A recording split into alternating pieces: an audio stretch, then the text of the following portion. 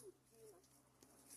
Trazer a menina no ponto do ônibus e aproveitar para molhar as plantinhas. Hoje é sexta-feira, é o último dia de aula. O Benício já chegou com a mãe ia viajar. Ela trouxe tudo que ela dormindo ainda. Aí eu aproveitei para a gente molhar essas plantinhas.